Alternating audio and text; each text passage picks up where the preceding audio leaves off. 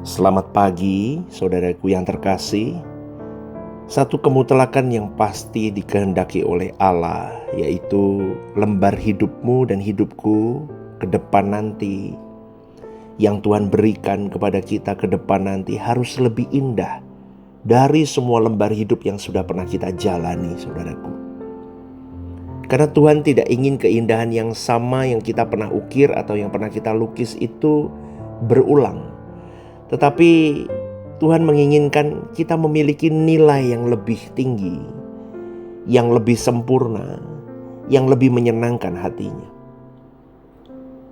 Seperti seorang orang tua melihat anaknya tumbuh, kita punya kesenangan loh melihat anak kita tumbuh itu, betul ya?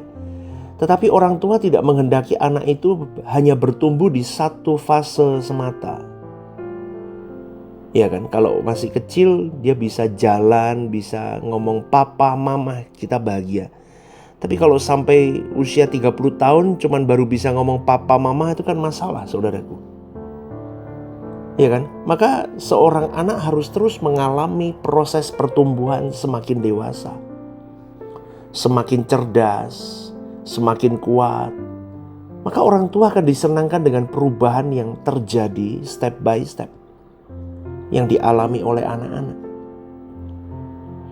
Meskipun kita orang tua seringkali kalau anak yang terakhir itu kalau bisa jangan gede-gede kan, nanti gak ada temennya kita gitu. Tapi kalau beneran gak gede-gede kita juga pusing, saudaraku. Betul gak, saudaraku? Kita pasti menginginkan anak kita bertumbuh dengan baik. Demikian pula Bapa di surga. Bapa menghendaki supaya lukisan hidup kita itu makin hari makin sempurna, makin hari makin indah. Kita bertumbuh lebih tidak bercacat, lebih tidak bercela, lebih cerdas rohani kita. Di dalam bertindak kita memiliki insting Allah. Kita memiliki ketepatan-ketepatan yang dimau Allah.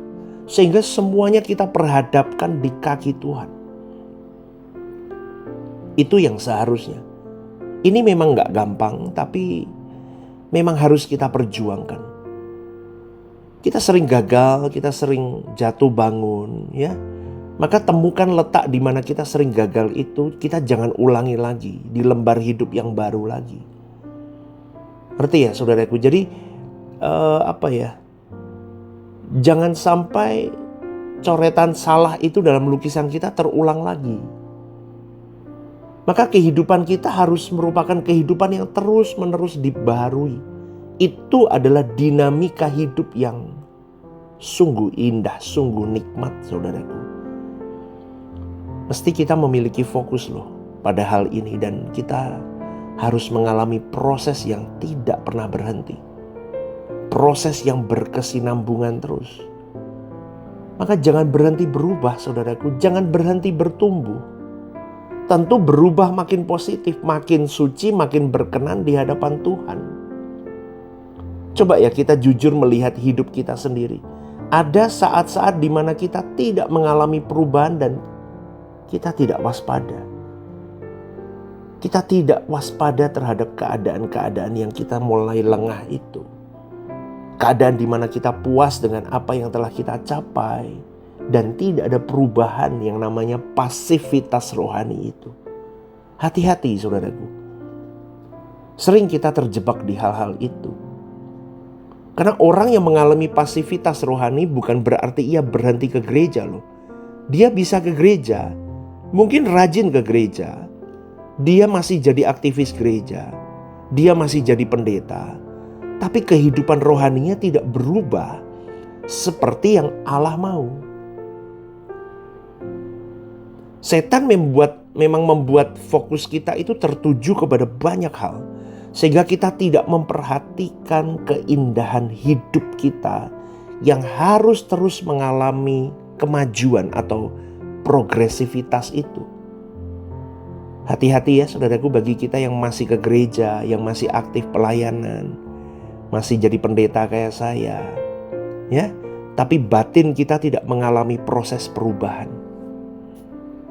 Karena di dalam 2 Korintus 4, Paulus mengatakan bahwa manusia batinia itu dibaharui dari hari ke hari. Umur kita bertambah loh, saudaraku. beberapa kecakapan, keahlian kita pun bertambah. Mental kita pun juga mungkin berubah jadi lebih baik karena kita adaptasi dengan lingkungan hidup kita. Tapi manusia batiniah kita seringkali tidak ada perubahan, tidak ada pertumbuhan. Dan itu terjadi kepada banyak orang Kristen, banyak pendeta, banyak aktivis, sehingga walaupun sudah 10 tahun, 20 tahun dia jadi orang Kristen, tapi belum tentu bisa menjadi man of God, belum tentu bisa jadi manusia Allah. Betul loh saudaraku, ini menjadi rema yang harus dipikirkan baik-baik, kita renungkan baik-baik dalam kehidupan kita. Karena setan itu sangat licik. Dan kita sendiri pun sering tertipu. Kita sendiri pun sering merasa puas diri dengan level rohani yang kita capai. Kita tertipu di situ. Walaupun ternyata kita tidak bertumbuh, kita merasa sudah puas. Nah itu kita tertipu oleh iblis. Maka sekali lagi hati-hati dengan kekristenanmu, dengan kekristenan yang kita jalani. Jangan sampai kita diparkir dan kita tidak mengalami perubahan. Ya, atau kita ada di landasan pacu tetapi kita tidak pernah bisa terbang karena tidak mengalami proses perubahan. Kenapa? Karena seringkali hati, pikiran, dan keinginan hidup kita itu masih dunia. Belum lagi pemberitaan firman masih tentang dunia, tentang lahiriahmu beres di bumi ini. Yang sakit sembuh, yang sedang punya hutang dilunaskan, semua tagihan listrik, tagihan air semuanya beres dalam nama Tuhan Yesus. Kan begitu kan? Terus apa lagi? Bukan lagi ekor tapi jadi kepala, yang dulunya karyawan jadi bos, jadi direktur. Pikirannya begitu terus saudaraku. Tidak salah, punya visi untuk hidup di bumi baik itu bagus. Tetapi kalau kamu fokusnya hanya mengejar itu dan bukan mengejar yang utama, salah jadinya hidup ini. Maka pagi hari ini dari renungan ini Tuhan mau kita mengalami perubahan. Dan syaratnya harus dijalani adalah yang pertama, kita harus disengat oleh kehadiran Tuhan itu dulu. Kehadiran Tuhan dapat kita peroleh ketika kita berdoa. Cari dahulu kerajaan Allah, maka semua ditambahkan kepadamu. Cari Tuhan melalui doa. Cari Tuhan melalui baca firman yang kedua. Sengatan Tuhan yang kedua, baca firman. Dari firman itu Tuhan menyengat. Tapi banyak orang tidak mengalami kesengatan firman. Atau tidak merasa sengatan itu karena mereka tidak memberikan hatimu, perhatianmu kepada Tuhan dan firman-Nya. Boro-boro dibaca Alkitab sampai berjamur dan keras itu kulit Alkitabnya, disimpan di rak buku kan. Atau bahkan mungkin tertimbun dengan barang-barang di gudang, udah lupa Alkitabnya di mana ya. Itu kekristenan hari ini saudaraku. Ya, banyak orang berdoa tapi tidak dengan kerinduan dan kehausan akan Allah. Ini terjadi karena memang mereka punya kesenangan tertentu. Mereka menikmati dunia, mereka menikmati pujian, sehingga mereka tidak bisa ditembus dengan sengatan Tuhan. Terlalu tebal itu dunianya. Jadi tidak heran kalau mereka tidak mengalami progresivitas. Maka jangan menikmati kedudukan dari kehormatan yang kita peroleh, tapi nikmati kedudukan itu dari tanggung jawab dan kesempatan kita berbakti kepada Tuhan yang Tuhan berikan di dalamnya.